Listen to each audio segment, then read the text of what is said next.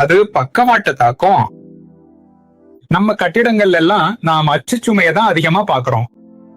இந்த காரணத்தால அச்சு சுமைக்கு பதிலா பக்கவாட்டுல இருந்து தான் தாக்கம் வருது.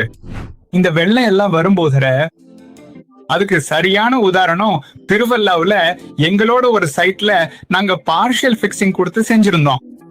பக்கத்துல இருந்த மரமில்லுல வெள்ளம் வந்து மரக்கட்டைகள் எல்லாம் மிதந்து வந்து இது மேல மோத ஆரம்பிச்சுது.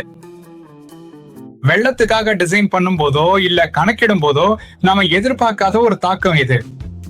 அதாவது அந்த மரமில்லுலயும் வெள்ளம் அதிகமாச்சு.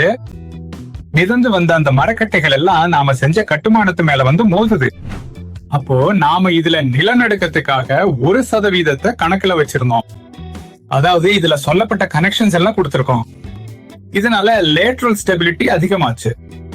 அப்போ அந்த ஏரியாவில இருந்த 5-8 வீடுகள்ல நம்ம வீடு மட்டும் அங்க நிலைச்சு நின்னுச்சு. இதனால மத்தவங்களோட மதில் சுவர் எல்லாம் இடிஞ்சு போச்சு.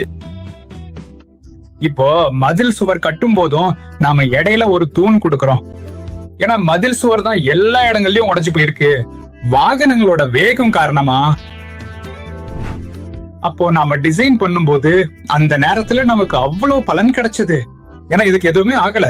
மரம் மோதின தழும்பு மட்டும்தான் இருக்கு. வீட்டை அசைய விடல. அப்போ அது வெள்ளத்துக்காக செய்யப்படலைன்னாலும் நமக்கு அது ஒரு பெரிய நன்மையா அமைஞ்சது.